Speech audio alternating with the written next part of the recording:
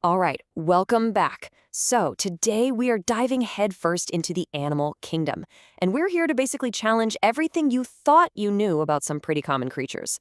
We're going to uncover some weird, wild truths that are hiding in plain sight. Seriously, get ready for this. So, let me ask you. You think you know your animals, right? You know, the basics. I bet you do. But what if I told you that some of the stuff we all learn, some of the most common facts, are just completely, totally wrong? Like, what if the world's biggest rodent is actually a fish? Or that this terrifying reptile has more in common with a bird? And those super famous electric eels, are they even eels? And get this, could the cockroach, the very symbol of filth, actually be one of the cleanest insects on the planet? Yeah, let's find out. Okay, let's kick things off with our first animal, the capybara. You know 'em, right? These super chill, kind of sheep-sized animals that are famous for being the world's largest rodent. But hold on, because right out of the gate, we've hit our first big misconception. So, what's really fascinating here is it all comes down to their teeth. I know, right? We all call them rodents, but scientifically speaking, that's not quite right. You see, a true rodent has just one pair of those big upper incisors.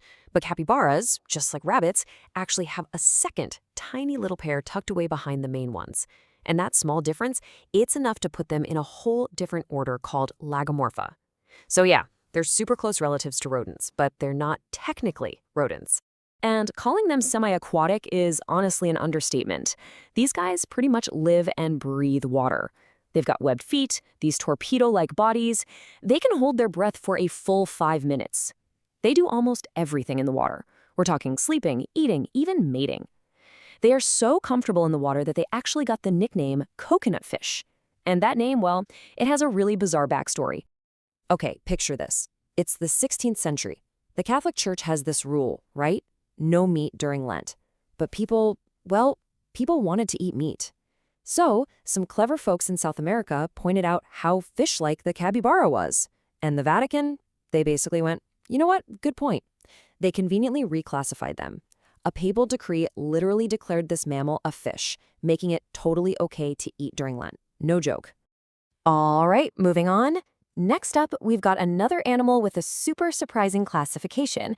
We all look at a crocodile and think, yep, that's a giant lizard. But if you look at their family tree, you'll find they are much, much more closely related to birds. And here's how that works. Way back, millions of years ago, there was this common ancestor called an archaeosaur, and it split into two main branches. One of those branches eventually evolved into the dinosaurs and then, much later, into birds. The other branch? Well, that became the crocodilians we see today. So get this. That means a crocodile is a closer cousin to a sparrow than it is to an iguana. Wild, right?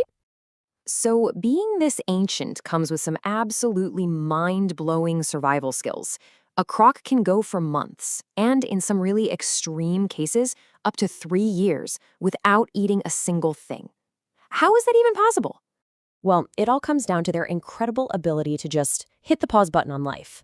They can slow their metabolism down so much, so dramatically, that their heart rate can drop to just 2 or 3 beats per minute. It's like they're entering a state of suspended animation. They are the ultimate masters of saving energy. And their survival hacks don't even stop there. They actually swallow stones. These rocks just sit in their stomach and help grind up their food, because, they don't chew. But those same stones also act like a diver's weight belt, helping them stay perfectly still underwater for up to an hour, just waiting for their next meal, often without making a single ripple. It's genius. Okay, time to dive into our next big mystery, the eel.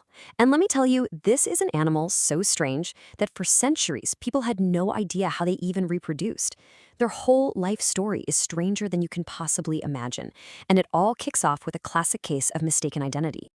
All right, first things first, the most famous eel isn't actually an eel. Yeah, the electric eel, the one that can zap you with over 800 volts, it's really a type of knife fish. It just looks like an eel. Total case of mistaken identity. Not a single true eel species on Earth can generate its own electricity. The life of a real eel, though, is an absolutely epic one-way journey. They're all born way out in the ocean as these tiny see-through larvae. Then they start this massive migration. We're talking thousands of miles sometimes, to go live their adult lives in freshwater rivers and lakes. But then, at the very end of their life, something calls them back. They travel all the way back to the exact spot in the ocean where they were born, they mate one time, and then they die. And to this day, no human has ever actually seen them mating in the wild. It's a complete mystery. And just when you thought it couldn't get any weirder, check out the moray eel. This thing has something straight out of the movie Alien. It has a second set of jaws hidden back in its throat, and when it bites down on something, this inner jaw shoots forward, grabs the prey, and yanks it back down its throat. It is absolutely terrifying and 100% real. All right, for our last deep dive, we're going to tackle the one creature that almost everybody loves to hate, the cockroach. But stick with me here, because this ultimate survivor might just be the most misunderstood animal on the entire planet. And this right here gets to the heart of the biggest misunderstanding. Check this out. There are over 4,600 different species of cockroach. Out of all of those, only about 30 are the kind we think of as pests. That is less than 1%. The other 99+% live out in the wild doing important things in their ecosystems. So, saying you hate cockroaches is kind of like saying you hate all birds just because you don't like pigeons. Now, their reputation for being indestructible, oh yeah, that is totally earned. I mean, they can live for a week without a head, a month without water, 3 months without food. They can squish themselves down to fit through a crack a quarter of their own height and survive being crushed by a force 900 times their own body weight. They are the definition of survivors. But here comes the biggest shock of all, and this is the main takeaway. Cockroaches are not dirty. In fact, they are obsessively, compulsively clean. Their bodies actually produce these antimicrobial fluids that kill germs, and they are constantly grooming themselves. So, when they clean themselves after crawling on you, it's not because they're covered in your germs, it's because they think we're the filthy ones. They're cleaning our grime off of them. And just to leave you with one last piece of absolutely incredible animal engineering, think about the woodpecker for a second. This bird slams its head into a tree like 20 times a second.